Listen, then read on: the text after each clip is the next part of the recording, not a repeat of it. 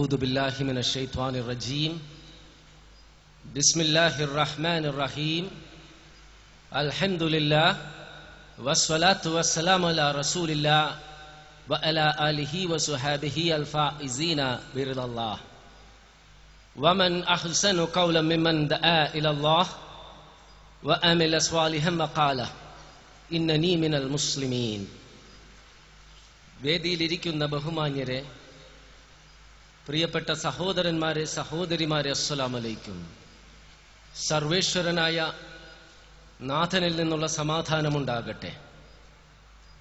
വിശ്വാസമെന്ത്, അവിശ്വാസമെന്ത്, ധർമ്മമെന്ത്, അധർമ്മമെന്ത്, നന്മയെന്ത്, തിന്മയെന്ത്, നീതിയെന്ത്, അനീതിയെന്ത്, ശരിയെന്ത്, തെറ്റെന്ത് എന്നെല്ലാം മനുഷ്യ സമൂഹത്തെ ഉത്ബോധിപ്പിച്ചുകൊണ്ട് അവരെ അന്ധകാരത്തിൽ നിന്നും പ്രകാശത്തിലേക്ക് നയിക്കാൻ സർവേശ്വരനായ സ്രഷ്ടാവ് തന്നെ അന്ത്യപ്രവാചകനായി നിയോഗിച്ച സ്നേഹത്തിന്റെയും കാരുണ്യത്തിന്റെയും വിശ്വാസത്തിന്റെയും സമാധാനത്തിന്റെയും ശാന്തിയുടെയും സഹിഷ്ണുതയുടെയും സത്യസന്ധതയുടെയും വിനയത്തിന്റെയും ജീവിക്കുന്ന ഇതിഹാസമായിരുന്ന അനീതിക്കും അക്രമത്തിനും അന്ധവിശ്വാസങ്ങൾക്കും അനാചാരങ്ങൾക്കുമെതിരെ ശക്തമായ സന്ധിയില്ലാത്ത സമരം നടത്തിയ ലോക ചരിത്രത്തിൽ തുല്യതയില്ലാത്ത വ്യക്തിത്വത്തിനുടമയായ മാനവ സമൂഹം ദർശിച്ച ഏറ്റവും മഹാനായ മുഹമ്മദ് നബി സല്ലല്ലാഹു അലൈഹി വസല്ലം ജീവിച്ചിരുന്നപ്പോൾ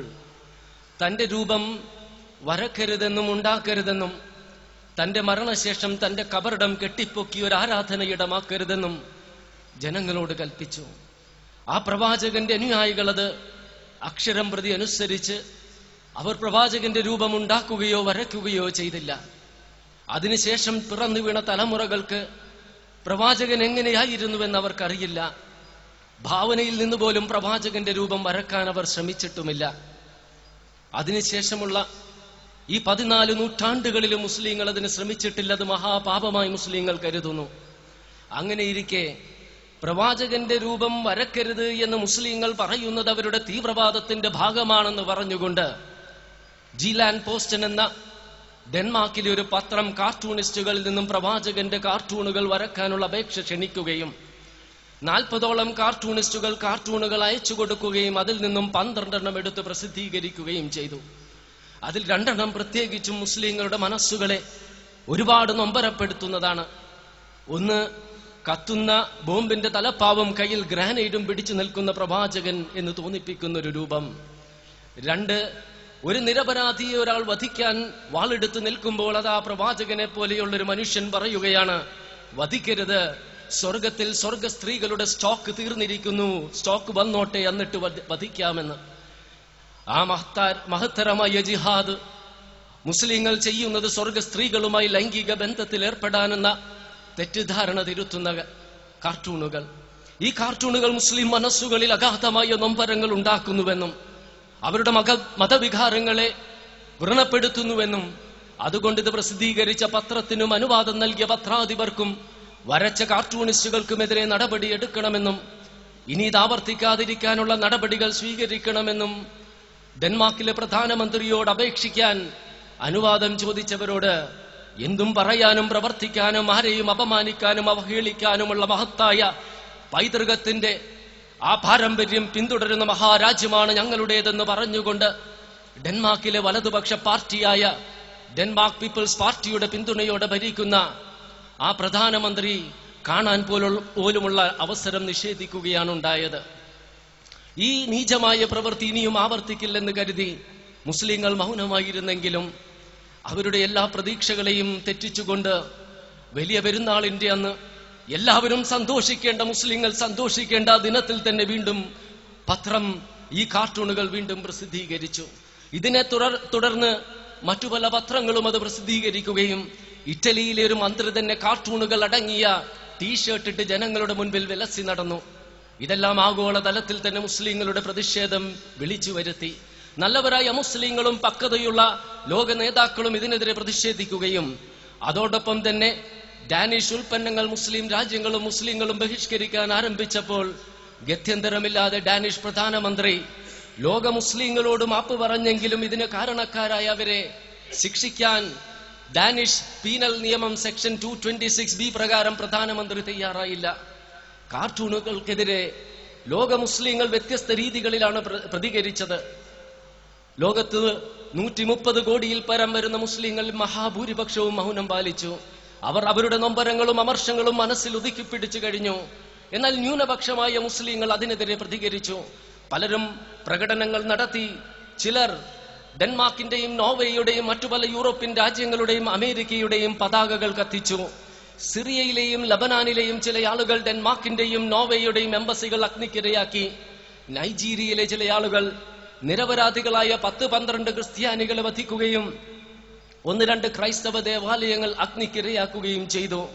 യാക്കൂബ് ഖുറൈഷി എന്ന് പറയുന്ന UP-യിലെ ഒരു മുസ്ലിം മന്ത്രി പറഞ്ഞു, കാർട്ടൂൺ വരച്ചയാളുടെ തല അരിഞ്ഞ് തളികയിൽ വെച്ച് എന്റെ മുൻപിൽ കൊണ്ടുവന്ന് വെച്ചാൽ 51 കോടി രൂപ സമ്മാനമായി നൽകാമെന്ന്. മറ്റു പലരും ഇത്തരത്തിൽ പ്രതികരിച്ചു. മുസ്ലിങ്ങളായ നമ്മെ സംബന്ധിച്ചിടത്തോളം ഈ പ്രതികരണങ്ങൾ ശരിയാണോ, ഏത് രീതിയിലാണ് പ്രതികരിക്കേണ്ടതെന്ന് വിലയിരുത്തേണ്ടിയിരിക്കുന്നു. പ്രവാചകനെ അപമാനിക്കുകയും അവഹേളിക്കുകയും ചെയ്താൽ മുസ്ലിങ്ങൾ പ്രതികരിക്കണം. കാരണം വിശുദ്ധ ഖുർആനിലെ 9-ാം അധ്യായത്തിൽ 24-ാം വചനത്തിൽ അല്ലാഹു പറയുന്നുണ്ട്, ഖുൽ ഇൻ കാന ആബാഉകും വ അബ്നാഉകും വ ഇഖ്വാനുകും വ അസ്വാജുകും വ അശീറതുകും വ അംവാലിൻ ഇക്തറഫ്തുമൂഹാ വ തിജാറത്തുൻ തഖ്ശൗന കസാദഹാ വ മസാകിനു തർലൗനഹാ അഹബ്ബ ഇലൈക്കും മിനല്ലാഹി വ റസൂലിഹി വ ജിഹാദിൻ ഫീ സബീലിഹി ഫതറബ്ബസൂ ഹത്താ യഅതി അല്ലാഹു ബിഅംരി വല്ലാഹു ലാ യഹ്ദിൽ ഖൗമൽ ഫാസിഖീൻ.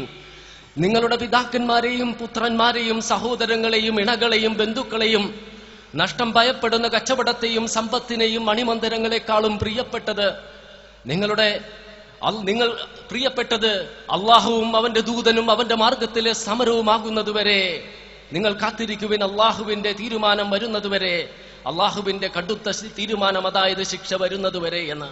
അതുകൊണ്ടൊരു മുസ്ലിമിനെ സംബന്ധിച്ചിടത്തോളം അവന്റെ ജീവനേക്കാളുപരി അവൻ പ്രവാചകനെ സ്നേഹിക്കേണ്ടിയിരിക്കുന്നു. ഈ കാർട്ടൂൺ വരച്ച ആളുകളുടെ മാതാപിതാക്കളെ ആരെങ്കിലും അപമാനിച്ചാൽ അവർ പ്രതികരിക്കില്ലേ? അതുകൊണ്ട് മുസ്ലിങ്ങൾ പ്രതികരിച്ചതിന് നമുക്ക് കുറ്റം പറയാൻ സാധിക്കുകയില്ല. എന്നാൽ ഒരു മുസ്ലിമിനെ സംബന്ധിച്ചിടത്തോളം എന്തു പറയണം, എന്തു പറയരുത്, എന്തു പ്രവർത്തിക്കണം, എന്തു പ്രവർത്തിക്കരുത് എന്ന് ഖുർആനും പ്രവാചകനും പഠിപ്പിച്ചു തന്നിട്ടുണ്ട്. ഉദൈഫയിൽ വെച്ച് പ്രവാചകൻ അരുളിയില്ലേ, ഞങ്ങളോട് നന്മ ചെയ്താൽ ഞങ്ങളും നന്മ ചെയ്യും, ഞങ്ങളോട് മോശമായി പെരുമാറിയാൽ ഞങ്ങളും മോശമായി പെരുമാറും എന്ന് പറയുന്ന ജനവിഭാഗത്തിൽ നിങ്ങൾ ഉൾപ്പെടരുത്. ഞങ്ങളോട് നന്മ ചെയ്താൽ ഞങ്ങളും നന്മ ചെയ്യും, ഞങ്ങളോട് മോശമായി പെരുമാറിയാൽ ഞങ്ങൾ അക്രമം കാണിക്കില്ല എന്ന് പറയുന്ന ജനവിഭാഗത്തിലാണ് നിങ്ങൾ ഉൾപ്പെടേണ്ടതെന്ന് വിശുദ്ധ ഖുർആനിലെ 41-ാം അധ്യായത്തിലെ 34-ാം വചനത്തിൽ അല്ലാഹു പറയുന്നില്ലേ, വലാ തസ്തവിൽ ഹസനതു വല സയ്യ ഇദ്ഫഅ ബില്ലതി ഹിയ അഹ്സൻ ഫഇദല്ലദീ ബൈനക വബൈനഹു വദാബതുൻ കഅന്നഹു വലിയുൻ ഹമീം. നന്മയും തിന്മയും തുല്യമല്ല. തിന്മയെ തിന്മ കൊണ്ട് നേരിടാതെ തിന്മയെ നന്മ കൊണ്ട് നേരിട്ടാൽ നിന്റെ കഠിന ശത്രു പോലും നിന്റെ ആത്മമിത്രമായി തീരുമെന്ന്. അതുകൊണ്ടൊരു മുസ്ലിമിനെ സംബന്ധിച്ചിടത്തോളം ഈ കാർട്ടൂണിനെതിരെ പ്രതികരിക്കുമ്പോൾ കാർട്ടൂണുകൾ ഉണ്ടാക്കിയ തെറ്റിദ്ധാരണ തിരുത്തുന്ന രീതിയിലായിരിക്കണം പ്രതികരണം. പത്രസ്വാതന്ത്ര്യത്തിന്റെ പേരിൽ എന്തും എഴുതാനും പറയാനും പ്രവർത്തിക്കാനും ആരെയും അപമാനിക്കാനും അവഹേളിക്കാനുമുള്ള അനിയന്ത്രിതമായ സ്വാതന്ത്ര്യം ഞങ്ങളുടെ ജന്മാവകാശമാണെന്ന് ചിലർ പറയുമ്പോൾ, സ്വാതന്ത്ര്യം എന്ന് വെച്ചാൽ അനിയന്ത്രിതവും വികാരാവേശിതവും മൃഗതുല്യവുമായിട്ടുള്ളതല്ല. അതിന് ധാർമ്മികതയുടെയും സഭ്യതയുടെയും സീമകളുണ്ട്. അത് ലംഘിക്കരുത് എന്ന് മുസ്ലിങ്ങൾ പറയുന്നു. ഇത് പാശ്ചാത്യ നാടുകളിൽ നിലനിൽക്കുന്ന ഉന്നതമായ സംസ്കാരവും ഇസ്ലാമിക നാടുകളിൽ നിലനിൽക്കുന്ന പ്രാകൃതമായ സംസ്കാരവും തമ്മിലുള്ള സംഘട്ടനമാണ് എന്ന്. അതുകൊണ്ട് മുസ്ലിങ്ങൾ ആ പാശ്ചാത്യ സംസ്കാരം സ്വീകരിക്കണമെന്ന് നിരന്തരം CNN-ഉം BBC-യും എഴുതി പറഞ്ഞുകൊണ്ടിരിക്കുകയാണ്. ഈ വാദം ഒരു കൂട്ടർ പറയുമ്പോൾ കമ്മ്യൂണിസത്തിന്റെ തകർച്ചയ്ക്ക് ശേഷം ഇല്ലാത്തൊരു ശത്രുവിനെ ചൂണ്ടിക്കാണിച്ചുകൊണ്ട് മറ്റു രാജ്യങ്ങളിൽ സൈനിക താവളങ്ങൾ സ്ഥാപിക്കാനും അവരുടെ സമ്പത്ത് കവർന്നെടുക്കാനും അമേരിക്കയും കൂട്ടാളികളും ചെയ്യുന്ന ധാർമ്മികമായ പ്രവർത്തനമാണ് എന്ന് മുസ്ലിങ്ങൾ പറയുന്നു. ഇത് സ്വതന്ത്ര മനസ്സുകളും ഇടുങ്ങിയ മതവികാരങ്ങളും തമ്മിലുള്ള സംഘട്ടനമാണ് എന്നൊരു കൂട്ടർ പറയുമ്പോൾ, ഇരട്ടത്താപ്പ് നയത്തിന്റെയും അസഹിഷ്ണുതയുടെയും പൊയ്മുഖത്തിന്റെയും പ്രതീകങ്ങളായ പാശ്ചാത്യ മാധ്യമങ്ങൾ ഇസ്ലാമിനെതിരെ തുടരുന്ന ഗൂഢാലോചനയുടെ ഭാഗം മാത്രമാണ് എന്ന് മുസ്ലിങ്ങൾ വാദിക്കുന്നു. ഇത് ഭീകരവാദിയും തീവ്രവാദിയുമായ മുഹമ്മദിനെ ജനങ്ങളുടെ മുൻപിൽ തുറന്നു കാണിക്കുകയാണ് ഞങ്ങൾ ചെയ്യുന്നതെന്ന് ഇക്കൂട്ടർ പറയുമ്പോൾ, സ്നേഹത്തിന്റെയും കാരുണ്യത്തിന്റെയും പ്രവാചകനായ നബി സല്ലല്ലാഹു അലൈഹി വസല്ലമിനെ തെറ്റിദ്ധരിപ്പിക്കുകയാണ് ഇവർ ചെയ്യുന്നതെന്ന് മുസ്ലിങ്ങൾ വാദിക്കുന്നു. ഇങ്ങനെ വ്യത്യസ്തങ്ങളായ വീക്ഷണങ്ങളുണ്ട്. കാർട്ടൂണുകൾ ഉയർത്തുന്ന കുറെ ചോദ്യങ്ങളുണ്ട്. ഒന്ന്, ആത്മാർത്ഥമായ പത്രസ്വാതന്ത്ര്യത്തോടുള്ള സ്നേഹം മൂലമാണോ ഈ കാർട്ടൂണുകൾ പ്രസിദ്ധീകരിച്ചത്? രണ്ട്, ഉന്നതമായ പാശ്ചാത്യ സംസ്കാരം എന്ന് പറയുന്നത് മുസ്ലിങ്ങൾ സ്വീകരിക്കേണ്ടതുണ്ടോ, അതവർക്ക് നന്മ ചെയ്യുമോ? മൂന്ന്, നബി സല്ലല്ലാഹു അലൈഹി വസല്ലമിന്റെ കാർട്ടൂണുകളും രൂപങ്ങളും വരക്കരുതെന്ന് മുസ്ലിങ്ങൾ ശഠിക്കുന്നത് അവരുടെ തീവ്രവാദമാണോ? നാല്, ഇസ്ലാം തീവ്രവാദവും ഭീകരവാദവും പ്രചരിപ്പിക്കുന്ന മതമാണോ? അഞ്ച്, നബി സല്ലല്ലാഹു അലൈഹി വസല്ലം ഭീകരവാദിയായിരുന്നോ, ക്രൂരനായിരുന്നോ എന്ന്. കാർട്ടൂണുകൾ വരച്ചവരുടെ ശിരസ്സുകൾ അരിഞ്ഞ് സ്വർണ്ണ തളികയിൽ വെച്ചുകൊണ്ടുവന്നാൽ ഈ തെറ്റിദ്ധാരണകൾ തിരുത്താൻ നമ്മെ കൊണ്ട് സാധിക്കുമോ? മറിച്ച് നബി സല്ലല്ലാഹു അലൈഹി വസല്ലം ഭീകരവാദിയും തീവ്രവാദിയുമായിരുന്നു എന്ന തെറ്റിദ്ധാരണ ശക്തിപ്പെടുത്തുകയല്ലേ ഉള്ളൂ. ഈ ഡെൻമാർക്കിന്റെയും മറ്റ് എംബസികളും അഗ്നിക്കിരയാക്കിയാൽ ഈ നുണപ്രചരണങ്ങൾക്ക് അന്ത്യം കുറിക്കാൻ സാധിക്കുമോ? ഒരിക്കലുമില്ല. മറിച്ച് ഇസ്ലാം തീവ്രവാദവും ഭീകരവാദവും പ്രചരിപ്പിക്കുന്ന മതമാണെന്ന നുണപ്രചരണം ശക്തിപ്പെടുത്തുകയല്ലേയുള്ളൂ. നിരപരാധികളായ ക്രൈസ്തവരെ വധിക്കുകയും അവരുടെ ദേവാലയങ്ങൾ അഗ്നിക്കിരയാക്കുകയും ചെയ്താൽ ഈ നുണപ്രചരണങ്ങൾക്ക് അന്ത്യം കുറിക്കാൻ നമ്മെ കൊണ്ട് സാധിക്കുമോ? ഒരിക്കലുമില്ല. മറിച്ച് ഇസ്ലാം എന്ന് പറയുന്നത് അമുസ്ലിങ്ങളെ കൊന്നൊടുക്കണമെന്നും അവരുടെ ആരാധനാലയങ്ങൾ തകർക്കണമെന്നും മുസ്ലിങ്ങളെ പഠിപ്പിച്ച പ്രവാചകനാണ് മുഹമ്മദ് നബി സല്ലല്ലാഹു അലൈഹി വസല്ലം എന്നും മുസ്ലിങ്ങളെ ഉത്ബോധിപ്പിക്കുന്ന മതമാണ് ഇസ്ലാം എന്നുമെന്ന തെറ്റിദ്ധാരണ ശക്തിപ്പെടുത്താനല്ലേ സഹായിക്കുകയുള്ളൂ. സൽമാൻ എന്ന റുഷ്ദിയെ ലോകപ്രശസ്തനാക്കിയത് അയാളുടെ കുപ്രസിദ്ധമായ സാറ്റാനിക് വേഴ്സസ് എല്ലാം മറിച്ച് അതിനെതിരെ മുസ്ലിങ്ങൾ പ്രതികരിച്ച രീതിയും അയാളുടെ ശിരസിന് സൽമാൻ റുഷ്ദി വില പറഞ്ഞതുമാണ്. ബംഗ്ലാദേശിലെ തസ്ലീമ എന്ന മൂന്നാംകിട എഴുത്തുകാരിയെ പ്രശസ്തിയാക്കിയത് അവരുടെ ഷെയ്ം എന്ന മൂന്നാംകിട ഗ്രന്ഥമല്ല, മറിച്ച് അതിനെതിരെ മുസ്ലിങ്ങൾ പ്രതികരിച്ചതാണ്. ഇന്ന് ലോക മുസ്ലിങ്ങളിൽ പറയുന്നവരിൽ ഒരു ചെറിയൊരു വിഭാഗം ലോകത്തോട് പറയുന്നു, ജനങ്ങളെ, നിങ്ങൾക്ക് പ്രശസ്തരാകണമോ എങ്കിൽ പ്രവാചകനെതിരെ എഴുതൂ, നബി സല്ലല്ലാഹു ഖുർആനെതിരെ എഴുതൂ, ഇസ്ലാമിനെതിരെ എഴുതൂ. ഞങ്ങൾ നിങ്ങളുടെ ശിരസിന് വില പറയാം, നിങ്ങൾക്ക് കോടിക്കണക്കിന് രൂപ ലഭിക്കും, നിങ്ങളുടെ കുടുംബത്തിന് ആരെങ്കിലും വധിച്ചാൽ അവർക്ക് ലഭിക്കും, മറിച്ച് നിങ്ങൾക്ക് പ്രശസ്തരുമാകാമെന്ന്. വാസ്തവത്തിൽ ഒരു കാർട്ടൂണിസ്റ്റ് ആണെന്ന് വിചാരിച്ചിട്ടാണ് യാക്കൂബ് ഖുറൈഷി എന്ന മന്ത്രി പറഞ്ഞത് 51 കോടി രൂപ നൽകാമെന്ന്. 40 കാർട്ടൂണിസ്റ്റുകളാണ് ചിത്രങ്ങൾ വരച്ചു കൊടുക്കുകയും അതിൽ 12 ആളുകളെയാണ് തിരഞ്ഞെടുക്കുകയും ചെയ്ത് കാർട്ടൂണുകളാണ് തിരഞ്ഞെടുത്തത്. നിങ്ങളൊന്ന് ചിന്തിക്കുക, കടക്കേണിയിൽപ്പെട്ട 2 കൂട്ടുകാർ കൂടി ഒരു ഗൂഢാലോചന നടത്തുന്നു. നമുക്കൊരു കാര്യം ചെയ്യാം, ഒരാൾ പ്രവാചകനെതിരായിട്ട് എന്തെങ്കിലും അപഹാസ്യമായ കാര്യങ്ങൾ പറയുക, ഉടനെ മുസ്ലിങ്ങൾ അയാളുടെ തലക്ക് വില പറയും, മറ്റേയാൾ അയാളുടെ തല വെട്ടുന്നു, പ്രതിഫലം വാങ്ങുന്നു, എന്നിട്ട് ഈ 2 കൂട്ടരുടെയും കുടുംബത്തിന്റെ കടം തീർക്കുന്നു. ഇത്തരത്തിൽ പരിഹാസ നിറഞ്ഞൊരു മനോഭാവമായിരിക്കണോ മുസ്ലിങ്ങൾ സ്വീകരിക്കേണ്ടത്? ഒരിക്കൽ തത്വചിന്ത പഠിപ്പിക്കുന്ന ഒരു മുസ്ലിം വനിതാ പ്രൊഫസറോട് ഒരു സഹപ്രവർത്തക ചോദിച്ചു, എന്തുകൊണ്ടാണ് മുഹമ്മദിനെ പലരും എതിർക്കുന്നതെന്ന്. ആ തത്വചിന്ത പഠിപ്പിക്കുന്ന പ്രൊഫസർ പറഞ്ഞു, സൃഷ്ടികളെ ആരാധിക്കുന്നവരെ സംബന്ധിച്ചിടത്തോളം, ജീവനില്ലാത്ത വസ്തുക്കളെ ആരാധിക്കുന്നവരെ സംബന്ധിച്ചിടത്തോളം അത്തരത്തിലുള്ള ആരാധനകൾ തെറ്റാണ് എന്ന് പറഞ്ഞ പ്രവാചകനോട് എതിർപ്പ് തോന്നുക സ്വാഭാവികമല്ലേ? വ്യഭിചരിക്കുകയും വ്യഭിചാരശാല നടത്തുകയും ചെയ്യുന്നവർക്കും ഇത്തരം ഹീനമായ പ്രവർത്തികൾ തെറ്റെന്ന് പറഞ്ഞ പ്രവാചകനോട് വെറുപ്പ് തോന്നുക സ്വാഭാവികമല്ലേ? മദ്യപിക്കുകയും മദ്യശാല നടത്തുകയും ചെയ്യുന്നവർക്കും മദ്യവുമായിട്ട് ബന്ധപ്പെട്ട സർവസ്വവും നിരോധിച്ച പ്രവാചകനോട് വെറുപ്പ് തോന്നുക സ്വാഭാവികമല്ലേ? പലിശ വാങ്ങുകയും കൊടുക്കുകയും ചെയ്യുന്നവരെ സംബന്ധിച്ചിടത്തോളം പലിശ തെറ്റെന്ന് പറഞ്ഞ പ്രവാചകനോട് വെറുപ്പ് തോന്നുക സ്വാഭാവികമല്ലേ? നഗ്നത പ്രദർശിപ്പിക്കണമെന്ന് ആഗ്രഹിക്കുന്നവർക്ക് നഗ്നത പ്രദർശിപ്പിക്കാൻ പാടില്ല എന്ന് പ്രവാചകൻ പറഞ്ഞതിനാൽ നബി സല്ലല്ലാഹു അലൈഹി വസല്ലമയോട് വെറുപ്പ് തോന്നുക സ്വാഭാവികമല്ലേ? അങ്ങനെ മനുഷ്യ സമൂഹത്തിന് നന്മക്ക് ആവശ്യമായ നിർദ്ദേശങ്ങൾ നൽകിയതിന്റെ പേരിൽ ആണ് പ്രവാചകനെ ആളുകൾ എതിർക്കുന്നതെന്ന് പറഞ്ഞപ്പോൾ ആ സത്യം ആ സഹപ്രവർത്തകയ്ക്ക് ബോധ്യപ്പെട്ടു. മറിച്ച് അവരുടെ മുഖത്തടിച്ചിരുന്നുവെങ്കിൽ ഒരിക്കലും അവർക്ക് സത്യം ബോധ്യപ്പെടുമായിരുന്നില്ല. ഈ കാർട്ടൂൺ വിവാദത്തിന് ശേഷം പോലും ഡെൻമാർക്കിൽ ക്രിസ്റ്റീസൻ എന്ന് പറയുന്ന ഒരു ക്രൈസ്തവ പാതിരി സത്യവിശ്വാസം സ്വീകരിച്ചു എന്നൊരു വാർത്ത കണ്ടു. ഇവിടെയാണ് അള്ളാഹു പറയുന്നത്, യുരീദൂന ലിയുത്ഫിയു നൂറല്ലാഹി ബിഅഫ്വാഹിഹിം വല്ലാഹു മുത്തിമ്മു നൂറിഹി വലൗ കരിഹൽ കാഫിറൂൻ. അള്ളാഹുവിന്റെ പ്രകാശത്തെ അണക്കാൻ കെടുത്താൻ ബഹുദൈവ വിശ്വാസികൾ അവരുടെ വായകൾ കൊണ്ട് ശ്രമിക്കുന്നു.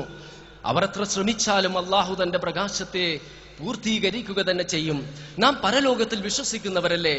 അള്ളാഹു ഈ കാർട്ടൂണിസ്റ്റുകളെ ഇഹലോകത്ത് ശിക്ഷിക്കാം, ഇല്ലെങ്കിൽ തീർച്ചയായും പരലോകത്ത് അള്ളാഹു ശിക്ഷിക്കുമെന്ന ആ വിശ്വാസം നമുക്കുണ്ടാകേണ്ടതല്ലേ? ലോകത്തിലെ പ്രഥമ മതത്തിന്റെ സ്ഥാനത്തിലേക്ക് കുതിച്ചുകൊണ്ടിരിക്കുന്ന ഇസ്ലാമിനെ തകർക്കാനുള്ള ഗൂഢാലോചനയുടെ ഭാഗം മാത്രമാണ് ഇത്തരത്തിലുള്ള കുപ്രചരണങ്ങൾ എന്ന് മനസ്സിലാക്കുക. അല്ലാതെ ആത്മാർത്ഥമായ പത്രസ്വാതന്ത്ര്യത്തോടുള്ള സ്നേഹമല്ല. അതിനൊരുപാട് ഉദാഹരണങ്ങളുണ്ട്. 1-2 മാത്രം ഞാൻ ഇവിടെ പറയാം.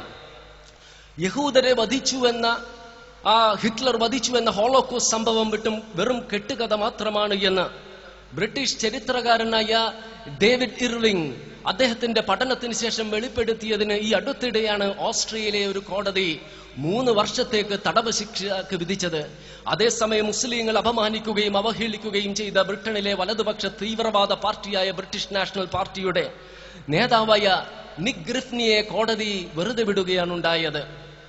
അതേപോലെ തന്നെ യഹൂദരെ കൂട്ടക്കൊല ചെയ്തു എന്ന് പറയുന്നത് ഊതിവീർപ്പിച്ച സംഗതിയാണെന്ന് പറഞ്ഞ ഫ്രാൻസിലെ ഗറൌട്ടിക്ക് ഫ്രാൻസിലെ ഒരു കോടതി പിഴശിക്ഷ വിധിച്ചപ്പോൾ സൽമാൻ റുഷ്ദിയെ ശിക്ഷിക്കണമെന്ന് ആവശ്യപ്പെട്ട് മുസ്ലിങ്ങൾ ബ്രിട്ടനിലെ കോടതിയെ സമീപിച്ചപ്പോൾ കോടതി പറഞ്ഞത് ക്രിസ്തുമതത്തെ അവഹേളിച്ചാൽ മാത്രമേ ശിക്ഷിക്കാനുള്ള വകുപ്പുള്ളൂ എന്ന് പറഞ്ഞ് വെറുതെ വിടുകയാണ് ഉണ്ടായത്.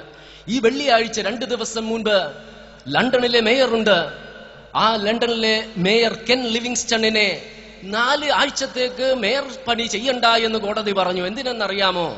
ഒരു യഹൂദ പത്രപ്രവർത്തകനോട് പറഞ്ഞു, താങ്കൾ നാസി ക്യാമ്പിലെ പോലീസ് ഓഫീസർ അല്ലേ എന്ന് ചോദിച്ചു. തമാശക്ക് ചോദിച്ചതാണ്. അതായത് യഹൂദരെ പരിഹസിച്ചാൽ, ക്രിസ്ത്യാനികളെ പരിഹസിച്ചാൽ അത് ശിക്ഷാർഹവും, മറിച്ച് ഇസ്ലാമിനെയും അവരുടെ പ്രിയപ്പെട്ട പ്രവാചകൻ മുഹമ്മദ് നബി സല്ലല്ലാഹു അലൈഹി വസല്ലമനെ അവഹേളിക്കുകയും പരിഹസിക്കുകയും ചീത്ത പറയുകയും ചെയ്താൽ അത് പത്രസ്വാതന്ത്ര്യമാകുന്നത് എങ്ങനെയാണ്? ഈ കാർട്ടൂൺ വിവാദം ഇങ്ങനെ തുടർന്നുകൊണ്ടിരുന്നപ്പോൾ ജീലാൻ പത്രത്തിന്റെ പത്രാധിപ സമിതി കൂടിയിട്ട് മുസ്ലിങ്ങൾക്ക് ഒരു ഓഫർ നൽകി. നിങ്ങളൊരു കാര്യം ചെയ്യൂ, യേശുവിനെ സംബന്ധിച്ചുള്ള കാർട്ടൂണുകളും അയച്ചു തരൂ, ഞങ്ങൾ പ്രസിദ്ധീകരിക്കാമെന്ന്. ഇത് പറയേണ്ട താമസം ഒരു കാർട്ടൂണിസ്റ്റ് വന്നിട്ട് പറഞ്ഞു, 2 വർഷങ്ങൾക്ക് മുൻപ് യേശുവിനെ സംബന്ധിച്ചൊരു കാർട്ടൂൺ ഞാൻ അയച്ചു കൊടുത്തിട്ട് പ്രസിദ്ധീകരിച്ചില്ല എന്ന്. അതിന് ജീലാൻ പോസ്റ്റൻ പത്രത്തിന്റെ പത്രാധിപ സമിതി നൽകിയ വിശദീകരണം എന്തെന്നറിയാമോ? അത് വായനക്കാരായ ക്രിസ്ത്യാനികൾക്ക് പരിഹാസമായിട്ട് തോന്നില്ല എന്ന്. അതായത് വായനക്കാരായ ക്രിസ്ത്യാനികൾക്ക് നബി സല്ലല്ലാഹു അലൈഹി വസല്ലമനെ അപമാനിക്കുകയും അവഹേളിക്കുകയും ചെയ്യുമ്പോൾ പരിഹാസമായി തോന്നുന്നത് കൊണ്ട് അത് പ്രസിദ്ധീകരിക്കാം. മറിച്ച് യേശുവിനെ പരിഹസിച്ചാൽ അത് പരിഹാസമായി തോന്നാത്തത് കൊണ്ട് അത് പ്രസിദ്ധീകരിക്കുന്നില്ല എന്ന ഒരു വൃത്തികെട്ട മനോഭാവമല്ലേ ഇവർ വെച്ചു പുലർത്തുന്നത്? ഇവരെന്താണ് വിചാരിച്ചിരിക്കുന്നത്? ജീസസ് ക്രൈസ്റ്റ് ഈസാ നബി അലൈഹിസ്സലാമിനെ അപമാനിക്കുകയും അവഹേളിക്കുകയും ചെയ്താൽ മുസ്ലിങ്ങളായ ഞങ്ങൾ സന്തോഷിക്കുമെന്നാണോ, നമ്മൾ സന്തോഷിക്കുമെന്നാണോ ഇവർ തെറ്റിദ്ധരിച്ചിരിക്കുന്നത്? യേശുവിനെ മുസ്ലിങ്ങൾ ദൈവമായി അംഗീകരിക്കുന്നില്ല, ദൈവപുത്രനായി അംഗീകരിക്കുന്നില്ല, ദൈവാവതാരമായി അംഗീകരിക്കുന്നില്ല. യേശുവിന്റെ ക്രൂശീകരണം മുസ്ലിങ്ങൾ അംഗീകരിക്കുന്നില്ല. ഈ ആഗോള അടിസ്ഥാനത്തിൽ യേശുവിൻ്റെതായി പറയപ്പെടുന്ന, കാണിക്കപ്പെടുന്ന ചിത്രങ്ങൾ യേശുവിൻ്റെതാണെന്ന് മുസ്ലിങ്ങൾ അംഗീകരിക്കുന്നില്ല. കാരണം യേശു ഒരിക്കലും അത്തരത്തിൽ ചിത്രം വരക്കാൻ ജനങ്ങളോട് പറഞ്ഞിട്ടില്ല എന്നതാണ് മുസ്ലിങ്ങളുടെ വിശ്വാസം. എന്നാൽ ഇസ്ലാം ഏറ്റവും അധികം ബഹുമാനിക്കുന്ന പ്രവാചകരിൽ ഒരാളാണ് ഈസാ നബി അലൈഹിസ്സലാം, ജീസസ് ക്രൈസ്റ്റ്. മുസ്ലിങ്ങൾ നബി സല്ലല്ലാഹു അലൈഹി വസല്ലമിനെ എത്രമാത്രം സ്നേഹിക്കുന്നുവോ അതുപോലെ ഈസാ നബി അലൈഹിസ്സലാമിനെയും സ്നേഹിക്കുന്നു. വിശുദ്ധ ഖുർആൻ ഈസാ നബി അലൈഹിസ്സലാമിനെ, ജീസസ് ക്രൈസ്റ്റിനെ മഹത്വപ്പെടുത്തുന്നത് പോലെ മഹത്വപ്പെടുത്തുന്ന മറ്റൊരു ഗ്രന്ഥവുമില്ല. ഒരൊറ്റ സ്ത്രീ നാമം മാത്രമേ വിശുദ്ധ ഖുർആനിലുള്ളൂ. അത് പ്രവാചകന്റെ മാതാവിൻ്റെതല്ല, പുത്രിയുടേതല്ല, ഭാര്യയുടേതല്ല, മറിച്ച് യേശുവിന്റെ മാതാവായ മറിയത്തിൻ്റെതാണ്. മറിയത്തിന് നൽകിയിട്ടുള്ള സ്ഥാനം വിശുദ്ധ ഖുർആനിലെ 3-ാം അധ്യായത്തിലെ 42-ാം വചനത്തിൽ നമുക്ക് വായിക്കാം. വഇദ് ഖാലത്തിൽ മലായികതു യാ മറിയമു ഇന്നല്ലാഹ അസ്തഫാകി വതഹറകി വസ്തഫാകി അലാ നിസാഇൽ ആലമീൻ. മലക്കുകൾ പറഞ്ഞ സന്ദർഭം ഓർക്കുക മറിയമേ, നിന്നെ അല്ലാഹു തിരഞ്ഞെടുക്കുകയും ശുദ്ധീകരിക്കുകയും ചെയ്തിരിക്കുന്നു ലോക സ്ത്രീകളിൽ ഏറ്റവും ശ്രേഷ്ഠതയുള്ള സ്ത്രീയായിട്ട്. അങ്ങനെ ലോക സ്ത്രീകളിൽ ഏറ്റവും ശ്രേഷ്ഠതയുള്ള സ്ത്രീ എന്ന് അല്ലാഹു തന്നെ വിശേഷിപ്പിച്ച മറിയത്തെ സ്വഭാവശുദ്ധിയില്ലാത്തവൾ എന്ന് പറഞ്ഞ് യഹൂദർ അപമാനിക്കാൻ ശ്രമിച്ചപ്പോൾ നിസ്സഹായതയോടുകൂടി ആ സ്ത്രീ, ആ മറിയം, തൊട്ടിലിൽ കിടക്കുന്ന പിഞ്ചുകുഞ്ഞായ യേശുവിന്റെ നേരെ വിരൽ ചൂണ്ടുകയും ആ പിഞ്ചുകുഞ്ഞ് സംസാരിച്ചുകൊണ്ട് സ്വന്തം മാതാവിന്റെ അഭിമാനം ലോകത്തിന്റെ മുൻപിൽ ഉയർത്തിപ്പിടിക്കുന്നതാണ് ഖുർആൻ പ്രകാരം യേശു ചെയ്തതായി പറയുന്ന ഏറ്റവും ആദ്യത്തെ അത്ഭുതമെങ്കിൽ കാനായിലെ വിരുന്നിൽ വീഞ്ഞുണ്ടാക്കിയതാണ് യോഹന്നാൻ സുവിശേഷ പ്രകാരം യേശു ചെയ്തതായി പറയുന്ന ആദ്യ അത്ഭുതം. ഏത് ഗ്രന്ഥമാണ് യേശുവിനെ മഹത്വപ്പെടുത്തുന്നതെന്ന് നിങ്ങൾ ചിന്തിച്ചു നോക്കുക. ഒരു നേതാവിനെ ആത്മാർത്ഥമായി പിൻപറ്റുന്നതാണ് ആ നേതാവിനോടുള്ള സ്നേഹത്തിന്റെ മാനദണ്ഡമെങ്കിൽ മുസ്ലിങ്ങളാണ് യേശുവിനെ സ്നേഹിക്കുന്നത്. ദൈവമേകനാണെന്ന് യേശു പഠിപ്പിച്ചു, മുസ്ലിങ്ങളും അത് അംഗീകരിക്കുന്നു. ആ ഏകനായ സ്രഷ്ടാവിനോട് മാത്രമേ പ്രാർത്ഥിക്കാനും അവനോട് മാത്രമേ ദൈവിക സഹായം തേടാനും പാടുള്ളൂ എന്ന് യേശു പഠിപ്പിച്ചു, മുസ്ലിങ്ങളും അത് അംഗീകരിക്കുന്നു. നന്മക്കനുസൃതമായ പ്രതിഫലവും തിന്മക്കനുസൃതമായ ശിക്ഷയുമാണ് മനുഷ്യർക്ക് ലഭിക്കുക എന്ന് യേശു പഠിപ്പിച്ചു, മുസ്ലിങ്ങളും അത് അംഗീകരിക്കുന്നു. യേശു നെറ്റിത്തടം നിലത്ത് മുട്ടിച്ച് പ്രാർത്ഥിച്ചു, മുസ്ലിങ്ങളും അങ്ങനെ പ്രാർത്ഥിക്കുന്നു. യേശു പരിച്ഛേദനമേറ്റു, മുസ്ലിങ്ങളും അത് പിന്തുടരുന്നു. മറ്റുള്ളവരെ കാണുമ്പോൾ യേശു പറയാറുണ്ടായിരുന്നു സമാധാനം ഉണ്ടാകട്ടെ എന്ന്, മുസ്ലിങ്ങളും അങ്ങനെ പറയുന്നു. ആ മഹാനായ ജീസസ് ക്രൈസ്റ്റിനെ അപമാനിക്കാനും അവഹേളിക്കാനും ആരെങ്കിലും ശ്രമിച്ചാൽ, മുഹമ്മദ് നബി സല്ലല്ലാഹു അലൈഹി വസല്ലമയെ അപമാനിക്കാൻ ശ്രമിച്ചപ്പോൾ പ്രതികരിച്ചതുപോലെ തന്നെ മുസ്ലിങ്ങൾ പ്രതികരിക്കുമെന്ന് ഇവർക്കറിയില്ല. കാരണം അതിനുള്ള സംസ്കാരമില്ലാത്തവരാണ്. പാശ്ചാത്യ സംസ്കാരമാണ് സ്വീകരിക്കേണ്ടതെന്ന് പറയുന്നത്. ഏത് സംസ്കാരമാണ് മുസ്ലിങ്ങൾ സ്വീകരിക്കേണ്ടത്? അമേരിക്കയിലെ പ്രസിഡന്റുമാരായിരിക്കെ ധാർമ്മിക മൂല്യം ജനങ്ങൾക്ക് പഠിപ്പിച്ചു കൊടുക്കേണ്ട ഭരണാധികാരികളായിരിക്കെ അവരുടെ ഔദ്യോഗിക വസതിയായ വൈറ്റ് ഹൗസിൽ വെച്ച് പോലും പരസ്ത്രീകളുമായി ലൈംഗിക ബന്ധത്തിൽ ഏർപ്പെടുകയും എന്നിട്ടും അവരെ ആരാധിക്കുന്ന ആ പാശ്ചാത്യ സംസ്കാരമാണോ മുസ്ലിങ്ങൾ സ്വീകരിക്കേണ്ടത്? ബ്രിട്ടീഷ് കിരീടാവകാശി തന്റെ ഭാര്യ ജീവിച്ചിരിക്കെ അന്യന്റെ ഭാര്യയുമായി ലൈംഗിക ബന്ധത്തിൽ ഏർപ്പെടുകയും എന്നിട്ടും അയാളെ ദൈവമായി കരുതുന്ന പാശ്ചാത്യ സംസ്കാരമാണോ മുസ്ലിങ്ങൾ സ്വീകരിക്കേണ്ടത്?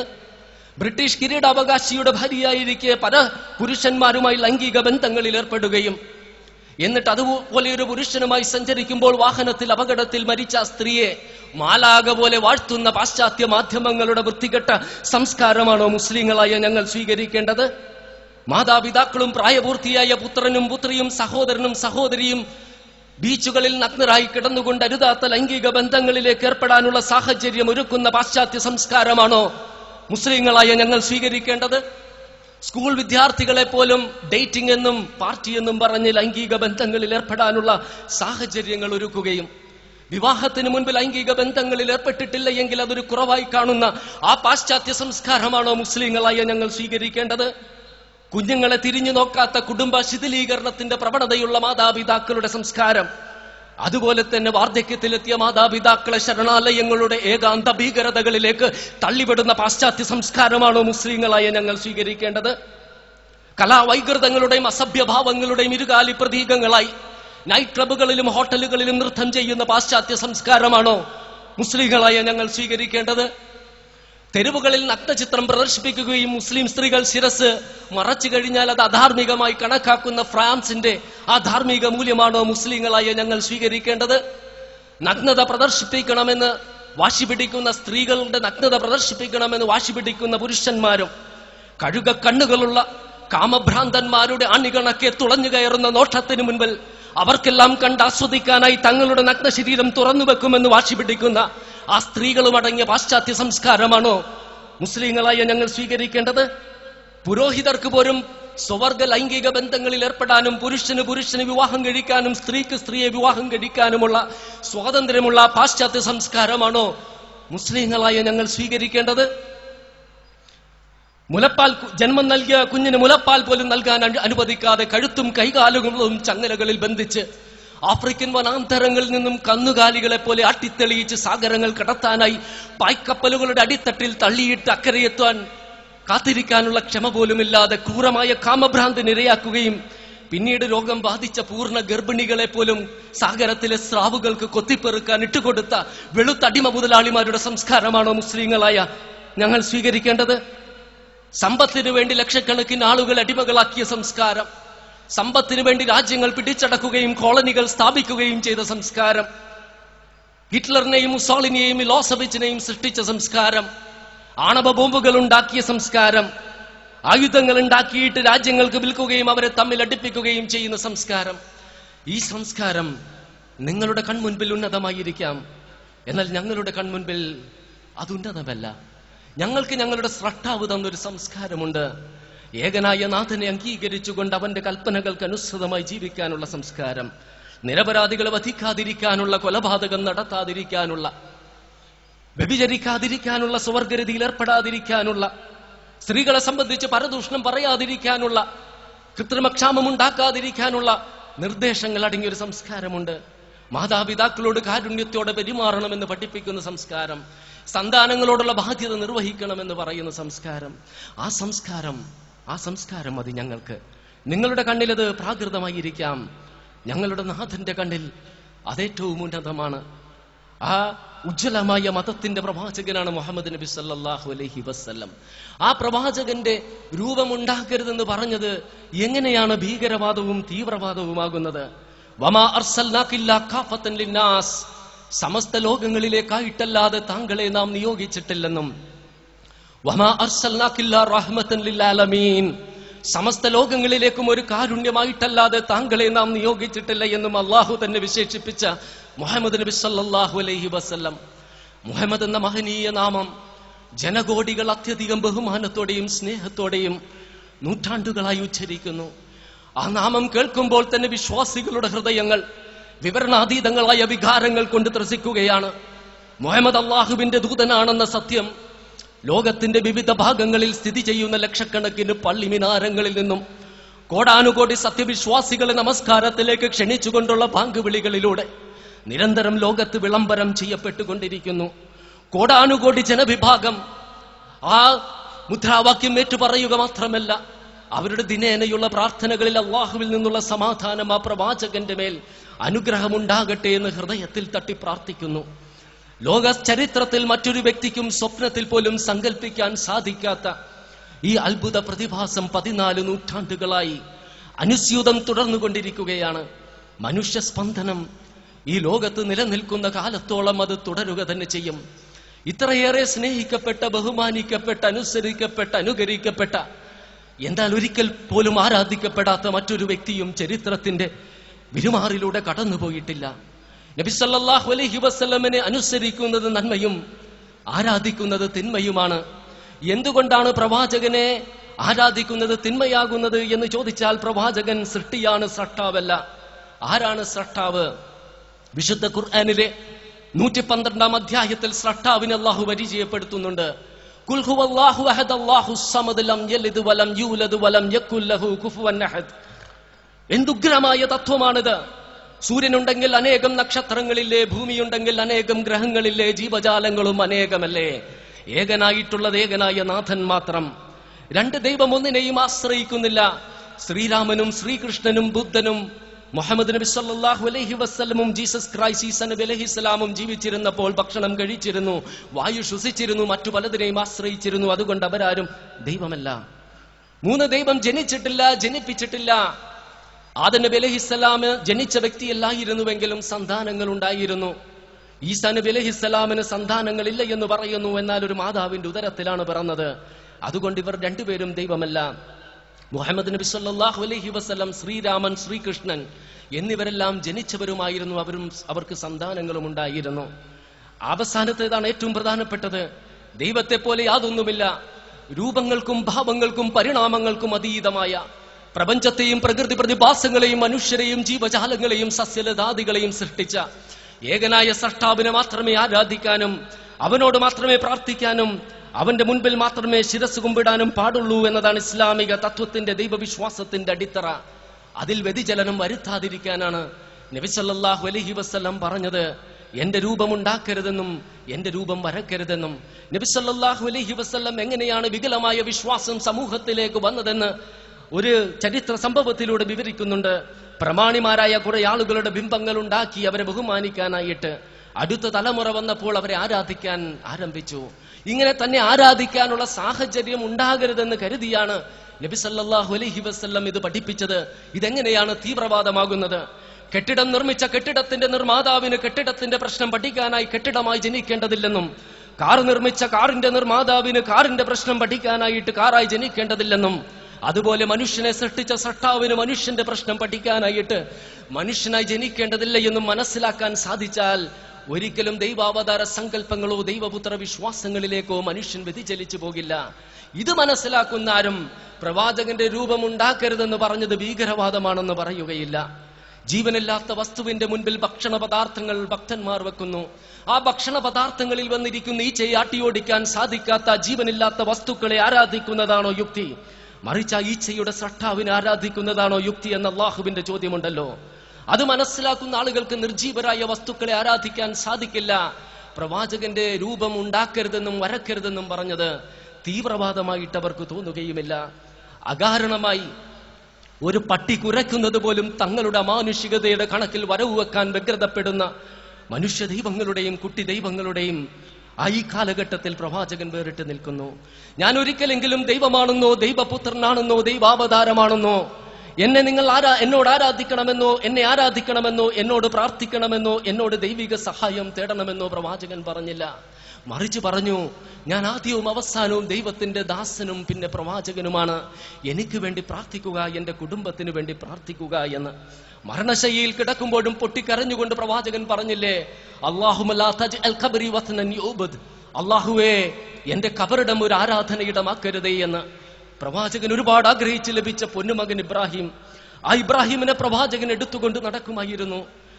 ആ കുഞ്ഞു കണ്ണുകളിൽ ഒരു കണ്ണുനീർ പൊടിഞ്ഞാൽ പ്രവാചകന്റെ ഹൃദയത്തിൽ കാർമേഘങ്ങൾ ഉരുണ്ടുകൂടുമായിരുന്നു. ആ ചുണ്ടിൽ ഒരു പുഞ്ചിരി വിടർന്നാൽ പ്രവാചകന്റെ മനസ്സിൽ 1000 വർണ്ണങ്ങൾ വിടരുമായിരുന്നു. അങ്ങനെയിരിക്കെ ഇബ്രാഹിം മരിക്കുകയാണ്. ആ പിഞ്ചു മൃതശരീരം കൈകളിൽ എടുത്തുകൊണ്ട് പ്രവാചകൻ തേങ്ങി, ഇബ്രാഹിമേ, നിന്റെ മരണത്തിൽ ഞാൻ അതീവ ദുഃഖിതനാണ്. എന്റെ കരൾ തേങ്ങുകയാണ്, കണ്ണുകൾ നിറയുകയാണ്. എങ്കിലും എന്റെ നാഥൻ ഇഷ്ടപ്പെടാത്തൊരു വാക്കുപോലും എന്റെ ചുണ്ടിൽ നിന്നും പുറത്തു വരികയില്ല. അപ്പോഴാണ് ഒരു വാർത്ത വരുന്നത്. യാദൃച്ഛികമായി അവിടെ ഒരു ഗ്രഹണം സംഭവിച്ചു. പലരും പറയുന്നു മുഹമ്മദ് ദൈവമാണ്, ദൈവപുത്രനാണ്, ദൈവാവതാരമാണ്, മുഹമ്മദിന് അമാനുഷിക സിദ്ധികളുണ്ട് എന്ന്. ഇതാ ഒരു സുവർണാവസരം.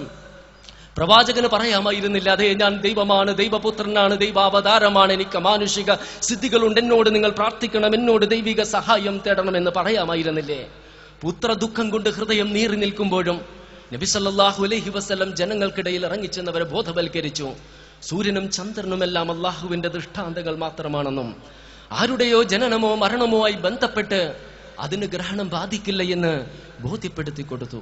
ഈ വസ്തുത അറിയാവുന്ന ഒരു മനുഷ്യനും പറയുകയില്ല തന്റെ രൂപം വരക്കരുതെന്ന് പ്രവാചകൻ പറഞ്ഞത് തീവ്രവാദത്തിന്റെയും ഭീകരവാദത്തിന്റെയും ഭാഗമാണ് എന്ന്, അല്ലെങ്കിൽ വാദമാണ് എന്ന്. മറ്റൊരു പ്രധാന പ്രശ്നം, ഇസ്ലാം തീവ്രവാദവും ഭീകരവാദവും പ്രചരിപ്പിക്കുന്ന മതമാണോ എന്നതാണ്.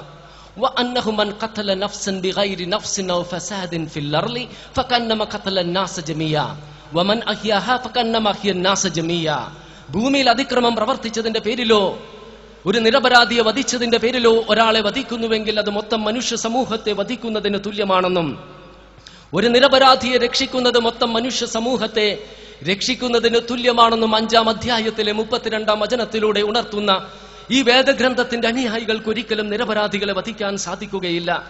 ഒരു ജനതയോടുള്ള വെറുപ്പ്, അവരോട് അതിക്രമം കാണിക്കാൻ നിങ്ങളെ പ്രേരിപ്പിക്കരുതെന്ന് 5-ാം അധ്യായത്തിലെ 8-ാം വചനത്തിലൂടെ ഉണർത്തുന്ന ഈ വേദഗ്രന്ഥത്തിന്റെ അനുയായികൾക്ക് ഒരിക്കലും മറ്റുള്ളവരോട് അതിക്രമം കാണിക്കാൻ സാധിക്കുകയില്ല.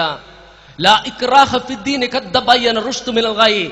മതത്തിൽ ബലാത്കാരമില്ല, ശരിയും തെറ്റും വേർതിരിഞ്ഞു നിൽക്കുന്നു എന്ന് 2-ാം അധ്യായത്തിൽ 256-ാം വചനത്തിലൂടെ ഉണർത്തുന്ന ഈ വേദഗ്രന്ഥത്തിന്റെ അനുയായികൾക്ക് ഒരിക്കലും നിർബന്ധിച്ച് മറ്റുള്ളവരെ മതവിശ്വാസത്തിലേക്ക് കൊണ്ടുവരാൻ സാധിക്കുകയില്ല.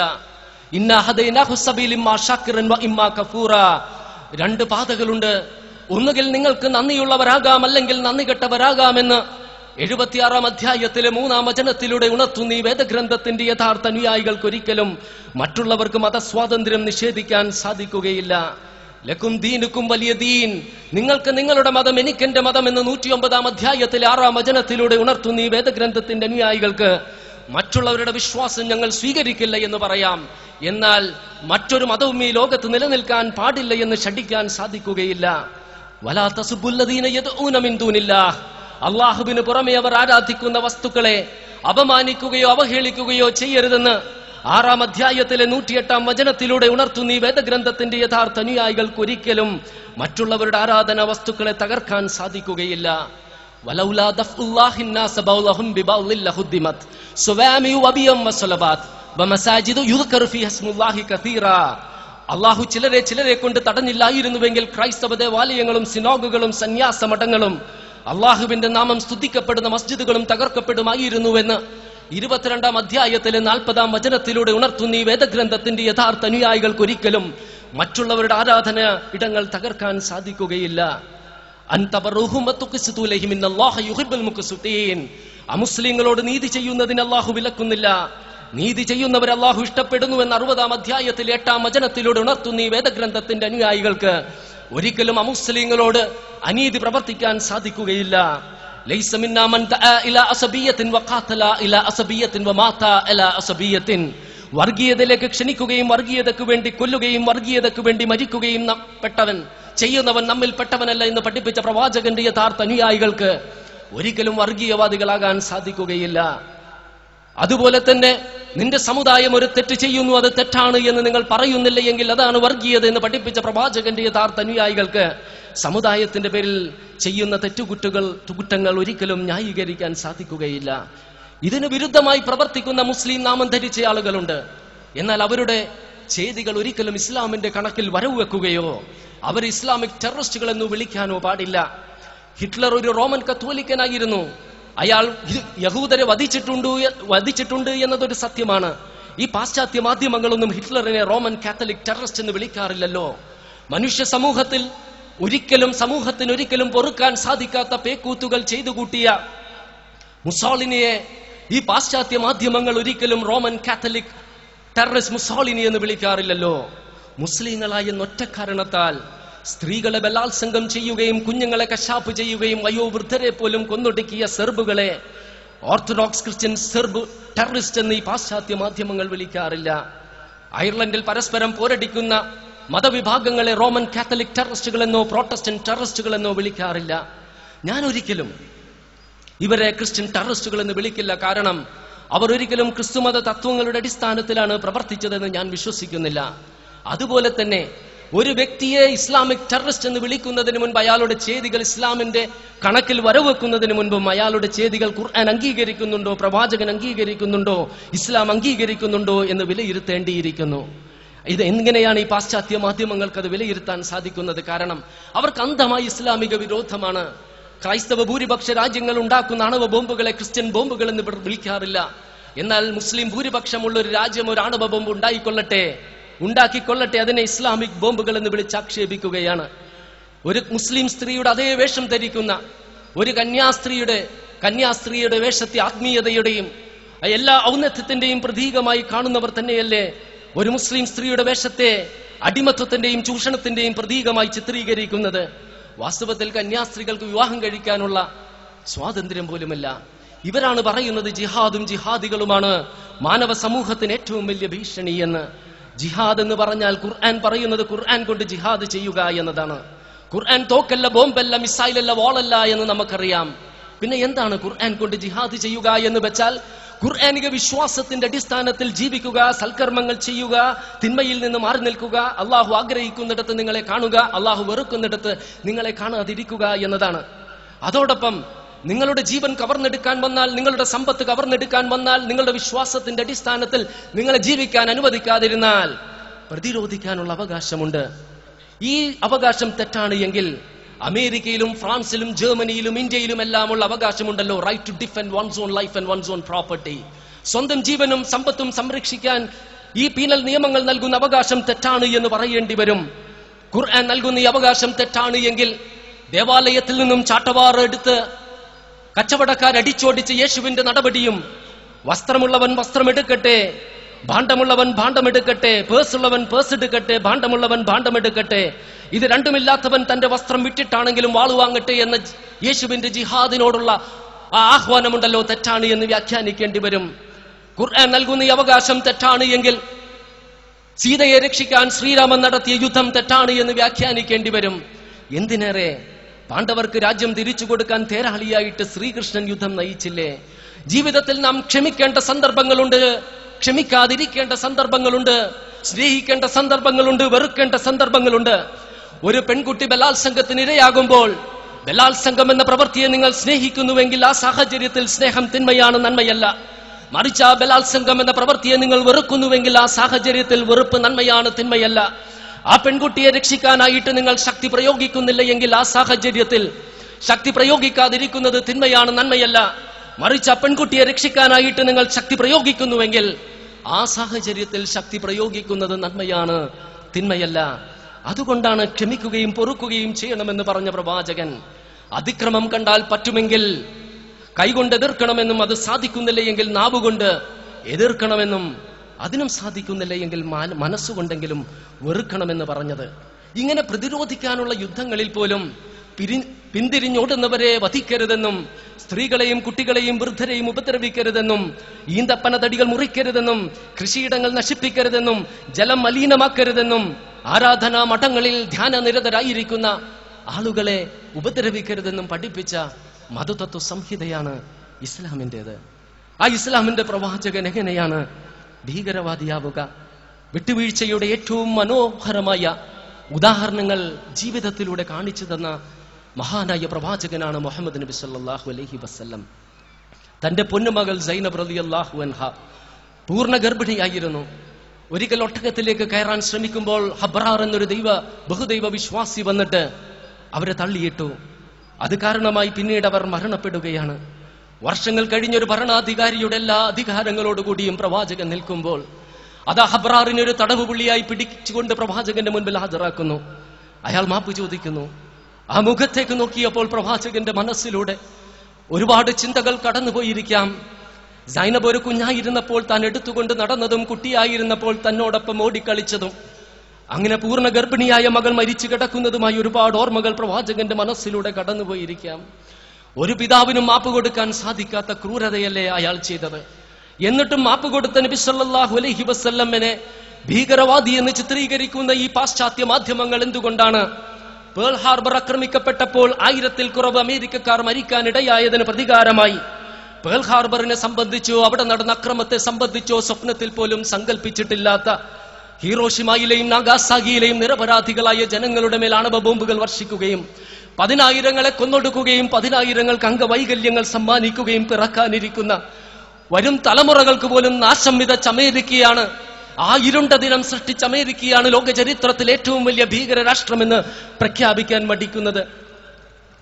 ഖുറൈശികളുടെ മർദ്ദനങ്ങളും പീഡനങ്ങളും അസഹ്യമായ ഘട്ടത്തിൽ വിശുദ്ധ കഅബാലയത്തിൽ കടന്ന് ആശ്വാസത്തിനു വേണ്ടി പ്രാർത്ഥിക്കണമെന്ന ഉത്കടമായ ആഗ്രഹം പ്രവാചകനുണ്ടായി. അപ്പോൾ അതിന്റെ താക്കോൽ സൂക്ഷിപ്പുകാരനായി ഉസ്മാൻ ഇബ്നു തൽഹയെ സമീപിച്ചുകൊണ്ട് ആ താക്കോൽ ഒന്ന് തരുമോ എന്ന് ചോദിച്ചു. ഉസ്മാൻ താക്കോൽ നൽകിയില്ലെന്ന് മാത്രമല്ല കഠിനമായ ഭാഷയിൽ പ്രവാചകനെ ശാസിച്ചു. അവഹേളനം അസഹ്യമായപ്പോൾ നബി സല്ലല്ലാഹു അലൈഹി വസല്ലം പറഞ്ഞു, ഉസ്മാൻ, ഈ താക്കോൽ എന്റെ കരങ്ങളിൽ വന്നു ചേരുന്ന ഒരു ദിനമുണ്ടാകും, അന്നത് ആർക്ക് നൽകണമെന്ന് ഞാനായിരിക്കും തീരുമാനിക്കുക എന്ന്. താക്കോൽ സൂക്ഷിപ്പുകാരനെന്ന ഉന്നത പദവിക്ക് തന്നെ നിയമിക്കാൻ സാധാരണക്കാരനായ മുഹമ്മദിന് ഒരിക്കലും സാധിക്കില്ല എന്ന് കരുതി ഉസ്മാൻ പറഞ്ഞു, അന്ന് ഖുറൈശികളുടെ നാശത്തിന്റെയും അപമാനത്തിന്റെയും ദിനമായിരിക്കും. പ്രവാചകൻ പറഞ്ഞു, അല്ല ഉസ്മാൻ, അന്ന് ഖുറൈശികൾ അന്തസ്സുള്ളവരും ജീവിക്കുന്നവരുമായിരിക്കും. വർഷങ്ങൾ കഴിഞ്ഞ് മക്ക വിജയവേളയ്ക്ക് ശേഷം ഒരു ഭരണാധികാരിയുടെ എല്ലാ അധികാര അവകാശങ്ങളോടുകൂടി വിശുദ്ധ കഅബാലയത്തിൽ വന്ന് താക്കോൽ സൂക്ഷിപ്പുകാരനോട് താക്കോൽ കൊണ്ടുവരാൻ ആജ്ഞാപിച്ചപ്പോൾ അതാ പഴയ ഉസ്മാൻ വിറക്കുന്ന കൈകളോടെ, ഇടിക്കുന്ന ഹൃദയത്തോടെ, വിതുമ്പുന്ന ചുണ്ടുകളോടെ വന്ന് പ്രവാചകന് താക്കോൽ നൽകുന്നു. താക്കോലെടുത്ത് കഅബാലയം തുറന്ന് പുറത്തു വന്നപ്പോൾ ആ താക്കോൽ സൂക്ഷിപ്പുകാരൻ ഉന്നത പദവിക്ക് തങ്ങളിൽ ആരെയെങ്കിലും നിയമിക്കുമെന്ന് പ്രതീക്ഷയോടുകൂടി ഒരുപാട് ആളുകൾ നിൽക്കുന്നുണ്ടായിരുന്നു. പ്രവാചകൻ താക്കോൽ അവർക്കാർക്കും നൽകിയില്ല. മറിച്ച് വർഷങ്ങൾക്ക് മുൻപ് തന്നെ അപമാനിക്കുകയും അവഹേളിക്കുകയും പരിഹസിക്കുകയും ചെയ്ത ഉസ്മാനെ വിളിച്ചുകൊണ്ട് പറഞ്ഞു, താങ്കൾ എടുത്തുകൊള്ളൂ ഈ താക്കോൽ, ഇത് വാഗ്ദാന പാലനത്തിന്റെ ദിനമാണ് എന്ന്. പ്രതികാരം എന്തെന്നറിയാത്ത പ്രവാചകന്റെ നിസ്തുലമായ നീതിബോധത്തിന്റെ പ്രതീകമല്ലേ ഈ സംഭവം? ഈ നബി സല്ലല്ലാഹു അലൈഹി വസല്ലമനെ ഭീകരവാദികൾ എന്ന് വിളിച്ചാക്ഷേപിക്കുന്ന പാശ്ചാത്യ മാധ്യമങ്ങൾ എന്തുകൊണ്ടാണ് തങ്ങളുടെ 2 അയൽ രാജ്യങ്ങളായ മെക്സിക്കോയിൽ നിന്നും കാനഡയിൽ നിന്നും യാതൊരു അക്രമത്തെയും ഭയക്കേണ്ടതില്ല എങ്കിലും ഭൂഗോളത്തിന്റെ വിദൂരതകളിൽ പോയി കൊറിയയെയും വിയറ്റ്നാമിനെയും കംബോഡിയയെയും ഇറാഖിനെയും ഇറാനെയും സൊമാലിയയും നിക്കറാഗുവയും ചിലിയെയും എല്ലാം ആക്രമിച്ച അമേരിക്കയാണ് ഏറ്റവും വലിയ ഭീകര രാഷ്ട്രമെന്ന് പ്രഖ്യാപിക്കാൻ മടിക്കുന്നത്? പ്രവാചകനെ പിടിച്ചുകൊടുത്താൽ 100 ഒട്ടകങ്ങൾ സമ്മാനമായി നൽകാമെന്ന ഖുറൈശികളുടെ വാഗ്ദാനത്തിൽ ആകൃഷ്ടനായി സുറാഖി എന്ന വ്യക്തി പ്രവാചകന്റെ അടുത്തേക്ക് വരുന്നു. എന്നാൽ അടുത്തെത്തുന്നതിന് മുൻപ് കുതിരയുടെ നിയന്ത്രണം തെറ്റുകയും സുറാഖ് നിലത്ത് മലർന്നടിച്ച് വീഴുകയാണ്. നിസ്സഹായനായി കിടക്കുന്ന അയാളുടെ മുഖത്തേക്ക് യാതൊരു പ്രതികാര ഭാവവുമില്ലാതെ പ്രവാചകൻ നോക്കിയിട്ട് പറഞ്ഞു, സുറാഖ, പേർഷ്യൻ ചക്രവർത്തിയുടെ കൈകളിൽ അണിയുന്ന വളകൾ താങ്കൾക്ക് ലഭിക്കുമ്പോൾ എങ്ങനെയിരിക്കും? സ്വന്തം നാട്ടിൽ നിന്നും പുകച്ചു പുറത്താക്കിയ, ശിരസിന്റെ മുകളിൽ ആകാശ നീലിമയുടെ മേലാപ്പല്ലാതെ മറ്റൊന്നുമില്ലാത്ത വെറുമൊരു അഭയാർത്ഥിയായ മനുഷ്യൻ, അന്നത്തെ ലോകമഹാശക്തിയായ ഒരു സാമ്രാജ്യത്തിലെ ചെങ്കോലേന്ത്യ സ്വച്ഛാധിപതിയായ ചക്രവർത്തിയുടെ കൈകളിൽ അണിയുന്ന വളകൾ തനിക്ക് സമ്മാനമായി നൽകാമെന്ന് പറഞ്ഞതൊരു തമാശയായേ കരുതിയുള്ളൂ. എന്നാൽ നബി സല്ലല്ലാഹു അലൈഹി വസല്ലം ഈ ലോകത്ത് നിന്നും വിട പറഞ്ഞ് 2 വർഷം കഴിയുന്നതിന് മുൻപ് ജനങ്ങളെ അടിച്ചമർത്തിയിരുന്ന പേർഷ്യൻ സാമ്രാജ്യം മുസ്ലിങ്ങളുടെ കൈകളാൽ പരാജയപ്പെടുകയും ഒരു സാധാരണ ഭടൻ ആ ചക്രവർത്തിയുടെ വളകൾ ഒരു മുഷിഞ്ഞ തുണിയിൽ പൊതിഞ്ഞുകൊണ്ട് മഹാന ഇസ്ലാമിക ഭരണാധികാരി ഉമർ ബിൻ ഖത്താബ് റളിയല്ലാഹു അൻഹുവിന്റെ മുൻപിൽ കൊണ്ടുവന്നു വെച്ചു. പ്രവാചകന്റെ വാഗ്ദാനം അറിയാമായിരുന്ന ആ മഹാനായ ഭരണാധികാരി സുറാഖക്ക് അത് സമ്മാനമായി നൽകുകയാണ്. തന്നെ പിടിച്ചു കൊടുത്താലുള്ള പ്രതിഫലമോർത്ത് അത്യാർത്തിയോടെ വന്ന മനുഷ്യൻ നിസ്സഹായനായി കിടക്കുമ്പോൾ ഇതുപോലൊരു വാഗ്ദാനം നൽകിയ പ്രവാചകനെയാണ് പ്രതികാരദാഹി എന്ന് വിളിക്കുന്ന ഈ പാശ്ചാത്യ മാധ്യമങ്ങൾ. ഈ മാധ്യമങ്ങൾ എന്തുകൊണ്ടാണ് സെപ്റ്റംബർ 11 അക്രമത്തിന് ശേഷം ഒരു തെറ്റും ചെയ്യാത്ത അഫ്ഗാനിസ്ഥാനിലെയും ഇറാഖിലെയും സാധാരണക്കാരായ ജനങ്ങളെ കൊന്നൊടുക്കിയ, സ്കൂളുകളിൽ പോലും ബോംബുകൾ വർഷിച്ച, വിവാഹ സദസ്സുകളിൽ പോലും ബോംബുകളിട്ട് നിരപരാധികളെ കൊന്നൊടുക്കിയ ബുഷും ബ്ലെയറുമാണ് ഏറ്റവും വലിയ ഭീകരവാദികളെന്ന സത്യം വെട്ടിത്തുറന്ന് പറയാൻ മടിക്കുന്നത്? ഉഹദിന്റെ രണാങ്കണ ഭൂമിയിൽ നബി സല്ലല്ലാഹു അലൈഹി വസല്ലമിന്റെ പിതൃവ്യൻ ഹംസ റളിയല്ലാഹു അൻഹുവിനെ ക്രൂരമായി വധിക്കുകയും ശരീരം തുണ്ടം തുണ്ടമായി പിച്ച് ചീന്തിക്കൊണ്ട് അതിൽ നിന്നും കരള് പറിച്ചെടുത്ത് കടിച്ചു തുപ്പി, എന്നിട്ടും അരിശം തീരാതെ കാതും മൂക്കും നാവുമെല്ലാം മുറിച്ച് മാലയാക്കി ശിരസിലിട്ട് ആനന്ദ നൃത്തമാടിയ വഹിഷയ്ക്ക് ആഭരണങ്ങൾ മുഴുവനും അഴിച്ചു കൊടുത്ത ഹിന്ദ് എന്ന സ്ത്രീക്ക് മക്ക വിജയവേളയ്ക്ക് ശേഷം മാപ്പ് ലഭിക്കില്ല എന്ന് കരുതി മുഖം മൂടി ധരിച്ചുകൊണ്ട് നബി സല്ലല്ലാഹു അലൈഹി വസല്ലമിന്റെ അടുത്ത് വന്ന് മാപ്പ് ചോദിച്ചപ്പോൾ നീ ഹിന്ദല്ലേ എന്ന് സ്വരം തിരിച്ചറിഞ്ഞു ചോദിച്ച പ്രവാചകൻ പൊട്ടിക്കരഞ്ഞുകൊണ്ട് ഹിന്ദു ചോദിച്ചില്ലേ, അല്ലാഹുവിന്റെ ദൂതരെ അങ്ങനെക്ക് പുറത്തു തന്നാലും? നബി സല്ലല്ലാഹു അലൈഹി വസല്ലം പറഞ്ഞു, അല്ലാഹു നിനക്ക് മാപ്പ് നൽകട്ടെ എന്ന്. ഈ പ്രവാചകൻ എങ്ങനെയാണ് ഭീകരവാദിയാകുന്നത്? ഈ നബി സല്ലല്ലാഹു അലൈഹി വസല്ലമിനെ തീവ്രവാദി എന്ന് വിളിക്കുന്നതേ പാശ്ചാത്യ മാധ്യമങ്ങൾ എന്തുകൊണ്ടാണ്?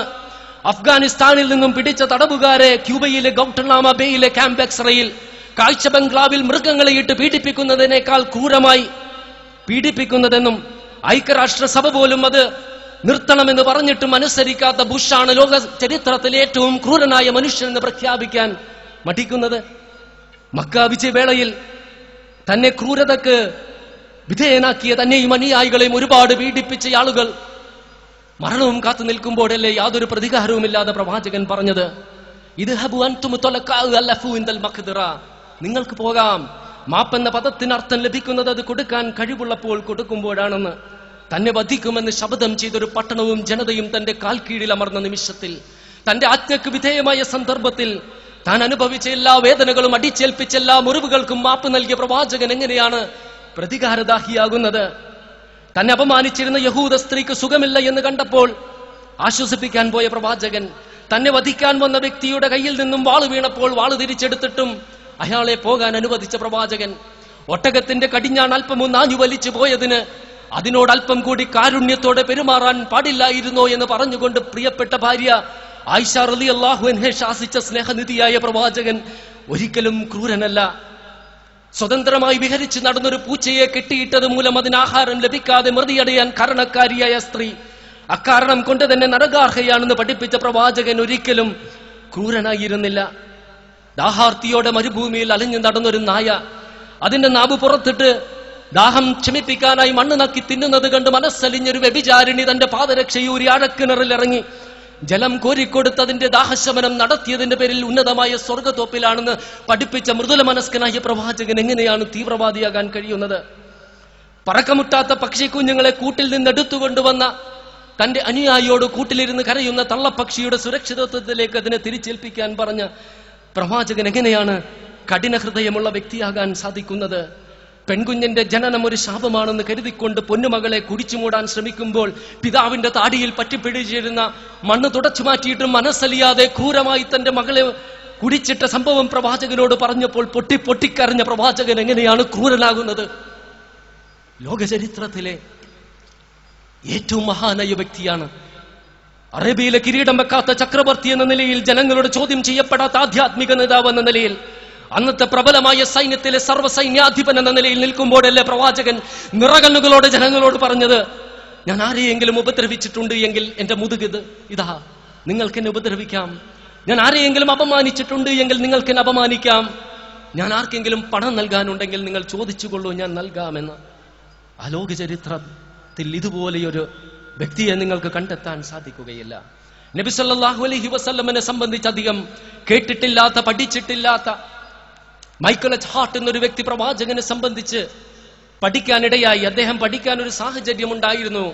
മാനവ സമൂഹത്തെ ഏറ്റവും അധികം സ്വാധീനിച്ച വ്യക്തിത്വങ്ങളെ തെരഞ്ഞെടുക്കാൻ അദ്ദേഹം പഠിച്ചതാണ്. എന്നിട്ട് ദ 100 എന്ന അദ്ദേഹത്തിന്റെ ഗ്രന്ഥത്തിൽ ഏറ്റവും അധികം മനുഷ്യ സമൂഹത്തെ സ്വാധീനിച്ച വ്യക്തിയായി അദ്ദേഹം തെരഞ്ഞെടുത്തത് നബി സല്ലല്ലാഹു അലൈഹി വസല്ലമനെയാണ്. എന്നിട്ട് അദ്ദേഹം പറയുന്നുണ്ട്, Muhammad is the only man who had been successful in both religious and secular levels. മതവും മതേതരവുമായ മേഖലകളിൽ ഒരുപോലെ വിജയം വരിച്ചത് മുഹമ്മദ് മാത്രമാണെന്ന്. എൻസൈക്ലോപീഡിയ ബ്രിട്ടാനിക്ക പറയുന്നു, Muhammad is the most successful of all religious personalities of the world. മത നേതാക്കളിൽ വെച്ച് ഏറ്റവും വിജയം വരിച്ചത് മുഹമ്മദാണ് എന്ന്. ഉന്നതമായ സ്വഭാവ ഗുണങ്ങൾക്കുടമയാകുന്നതിലൂടെ മാനവ സമൂഹത്തിന് മാതൃകയാകുന്നതാണ് മഹത്വത്തിന്റെ മാനദണ്ഡമെങ്കിൽ ഏറ്റവും ഉന്നത സ്വഭാവ ഗുണങ്ങൾക്കുടമയായ പ്രവാചകനാണ് മാനവരിൽ മഹോന്നതൻ. പരിമിതമായ ജീവിത സാഹചര്യങ്ങളിൽ നിന്നും ഉന്നതമായ ജീവിത ലക്ഷ്യങ്ങൾ സാക്ഷാത്കരിക്കുന്നതാണ് മഹത്വത്തിന്റെ മാനദണ്ഡമെങ്കിൽ അനാഥനായി ജനിച്ച് ദരിദ്രനായി വളർനാടുകളെ മേച്ച് ജീവിച്ച സാധാരണക്കാരനായ മനുഷ്യൻ അവസാനം ഭരണാധികാരിയും ജനകോടികളെന്നും സ്വാധീനിക്കുന്ന സ്വന്തം ജീവിത രീതിയും 14 നൂറ്റാണ്ടുകളെ അതിജീവിച്ചുകൊണ്ട് ലോകത്തിന്റെ പ്രഥമ മതത്തിന്റെ സ്ഥാനത്തിലേക്ക് കുതിച്ചുകൊണ്ടിരിക്കുന്ന ഇസ്ലാമും ഖുർആന്റെ അടിസ്ഥാനത്തിൽ നൽകിയ പ്രവാചകനാണ് മാനവരിൽ മഹോന്നതൻ. ജനഹൃദയങ്ങളിൽ കുടികൊള്ളുന്ന ആയുക്തികമായ ഭയവും അന്ധവിശ്വാസങ്ങളും അനാചാരങ്ങളും എന്നേക്കുമായി തുടച്ചു നീക്കുന്ന നിയമങ്ങൾ നൽകുന്നതാണ് മഹത്വത്തിന്റെ മാനദണ്ഡമെങ്കിൽ വിശുദ്ധ ഖുർആന്റെ അടിസ്ഥാനത്തിൽ അചഞ്ചലമായ ഏകദൈവ വിശ്വാസം ലോകത്തിന് സമർപ്പിച്ച നബി സല്ലല്ലാഹു അലൈഹി വസല്ലമാണ് മാനവരിൽ മഹോന്നതൻ. ജാതിക്കും വർഗത്തിനും വർണ്ണത്തിനും അതീതമായി മനുഷ്യരെയെല്ലാം ഒന്നായി കാണുന്ന നിയമങ്ങൾ നൽകുന്നതാണ് മഹത്വത്തിന്റെ മാനദണ്ഡമെങ്കിൽ ജാതി വർഗ വർണ്ണ ദേശജനന വ്യത്യാസമില്ലാതെ മനുഷ്യരെയെല്ലാം സാഹോദര്യത്തിന്റെ പ്രഭയിൽ ഒരേ വർണ്ണവും വർഗരഹിതവുമായ കുടുംബാംഗങ്ങളായി കാണുന്ന മഹത്തായ ഇസ്ലാമിക നിയമം ലോകത്തിന് സമർപ്പിച്ച പ്രവാചകനാണ് മാനവരിൽ മഹോന്നതൻ. ഉജ്ജ്വലമായ പ്രഭാഷണങ്ങളിലൂടെ മനുഷ്യ ഹൃദയങ്ങളിൽ കുടികൊണ്ടിരുന്ന നന്മയെ തിരിച്ചറിഞ്ഞുകൊണ്ട് അവരെ മഹത്വത്തിന്റെ മാനങ്ങളിലേക്ക് ഉയർത്താൻ സാധിച്ച പ്രവാചകൻ. യാതൊരു സൈനിക അക്കാദമിയുടെ ട്രെയിനിങ് ലഭിക്കാതെ അന്നത്തെ ലോകമഹാശക്തികളായ റോമിനെയും പേർഷ്യയെയും ജനങ്ങളെ അടിച്ചമർത്തിയിരുന്ന ആ സാമ്രാജ്യ ശക്തികളെ തകർത്തുകൊണ്ട് ജനലക്ഷങ്ങളെ മോചിപ്പിക്കാൻ സാധിച്ച പ്രവാചകൻ. സ്വന്തം സഹോദരന്റെ കഴുത്തറക്കുകയും അവനെ വഞ്ചിക്കുകയും മാത്രം ചെയ്തിരുന്ന, അതല്ലാതെ മറ്റൊന്നും അറിയാതിരുന്ന ഒരു ജനവിഭാഗത്തെ സ്നേഹത്തിന്റെയും കാരുണ്യത്തിന്റെയും സ്വർണ്ണചരടിൽ കോർത്തിണക്കാൻ സാധിച്ച പ്രവാചകൻ. മദ്യത്തിലും ലഹരി പദാർത്ഥങ്ങളിലും നീന്തിക്കൊളിച്ചിരുന്ന ഒരു ജനവിഭാഗത്തെ കൊണ്ട് ഒറ്റ ദിനം കൊണ്ട് മദ്യം തെരുവുകളിലേക്ക് ഒഴുകിക്കൊണ്ട് ജീവിതത്തിൽ ഒരിക്കൽ പോലും മദ്യം കഴിക്കുകയില്ല എന്ന് സത്യം ചെയ്യിപ്പിച്ച് ലോക ചരിത്രത്തിൽ തുല്യതയില്ലാത്ത സംഭവം സൃഷ്ടിച്ച പ്രവാചകൻ. വ്യഭിചാരത്തിലും വിവാഹേതര ലൈംഗിക ബന്ധങ്ങളിലും ഏർപ്പെട്ടിരുന്ന ഒരു ജനസമൂഹത്തെ പരിവർത്തിപ്പിക്കുകയും സംസ്കരിക്കുകയും എത്രത്തോളം എന്നാൽ വ്യഭിചരിച്ച പുരുഷനും സ്ത്രീയും സ്വമേധയ നബി സല്ലല്ലാഹു അലൈഹി വസല്ലമിന്റെ അടുത്ത് വന്ന് ത്വഹിർനി യാ റസൂലല്ലാഹ്, അള്ളാഹുവിന്റെ പ്രവാചകരെ ഞങ്ങളെ ശുദ്ധീകരിക്കണമെന്ന് പറഞ്ഞുകൊണ്ട് കഠിനമായ ശിക്ഷ പോലും ഏറ്റുവാങ്ങാൻ മാത്രം ആദർശധീരരാക്കി തീർത്ത പ്രവാചകൻ. പെൺകുഞ്ഞിന്റെ ജന്മം ഒരു ദുരന്തമായി, ദുഃഖമായി, ശാപമായി കണ്ടിരുന്ന ഒരു ജനവിഭാഗത്തെ കൊണ്ട് പെൺകുഞ്ഞിന്റെ ജന്മം ഒരു സന്തോഷ വാർത്തയാണെന്ന് അംഗീകരിപ്പിക്കാൻ സാധിച്ച പ്രവാചകൻ. സ്ത്രീകൾക്ക് ആത്മാവുണ്ടോ എന്ന് നോക്കി പരിഹസിച്ചിരുന്ന ഒരു ജനവിഭാഗത്തെ കൊണ്ട് സ്വർഗം മാതാവിന്റെ കാൽപാദങ്ങളുടെ ചുവട്ടിലാണ് എന്ന് ബോധ്യപ്പെടുത്താൻ സാധിച്ച പ്രവാചകൻ. സ്വന്തത്തെ അല്ലാതെ യാതൊന്നിനെയും സ്നേഹിക്കാതിരുന്ന സ്വാർത്ഥരായ ഒരു ജനവിഭാഗത്തെ ആദർശത്തിന് വേണ്ടി ജീവൻ പോലും ബലി കൊടുക്കാൻ മാത്രം ആദർശധീരരാക്കി തീർത്ത പ്രവാചകൻ. അതെ, മുഹമ്മദ് എന്ന നാഥൻ, മുഹമ്മദ് എന്ന നാട്ടിടയൻ, മുഹമ്മദ് എന്ന വ്യാപാരി, മുഹമ്മദ് എന്ന കുടുംബനാഥൻ, മുഹമ്മദ് എന്ന പ്രഭാഷകൻ, മുഹമ്മദ് എന്ന പ്രവാചകൻ, മുഹമ്മദ് എന്ന സത്യത്തിന്റെ പോരാളി, മുഹമ്മദ് എന്ന ഭരണാധികാരി, മുഹമ്മദ് എന്ന ഭരണതന്ത്രജ്ഞൻ, മുഹമ്മദ് എന്ന ന്യായാധിപൻ, മുഹമ്മദ് എന്ന നിയമജ്ഞൻ, മുഹമ്മദ് എന്ന സ്ത്രീ വിമോചകൻ, മുഹമ്മദ് എന്ന അടിമാമോചകൻ. നൂറ്റാണ്ടുകൾ കൊണ്ട് ചെയ്തു തീർക്കേണ്ട കർമ്മസംഹിതകൾ ഇത്രയും ഹ്രസ്വമായ കാലഘട്ടത്തിനുള്ളിൽ ചെയ്തു തീർത്ത മറ്റേത് വ്യക്തിയാണ് ചരിത്രത്തിന്റെ വിരുമാറിലൂടെ കടന്നുപോയിട്ടുള്ളത്? ഇതെങ്ങനെ നേടിയെന്ന് ബോസ്വർത്ത് സ്മിത്ത് പറയുന്നു. Without a standing army, without a bodyguard, without a palace, without a fixed revenue, if ever any man had the right to say that he ruled by right divine, it's Muhammad. സ്ഥിരമായ ഒരു സേനയില്ലാതെ, ഒരു അംഗരക്ഷകനില്ലാതെ, ഒരു രാജകൊട്ടാരമില്ലാതെ, സ്ഥായിയായ വരുമാനമില്ലാതെ ഒരു മാതൃകാ ഭരണം സംസ്ഥാപിച്ച് നടപ്പിൽ വരുത്തിയെന്ന് ആധികാരികമായി ലോക ചരിത്രത്തിൽ ആർക്കെങ്കിലും പറയാൻ സാധിക്കുമെങ്കിൽ അത് മുഹമ്മദിന് മാത്രമാണെന്ന് ലമാർട്ടിൻ പറയുന്നുണ്ട്.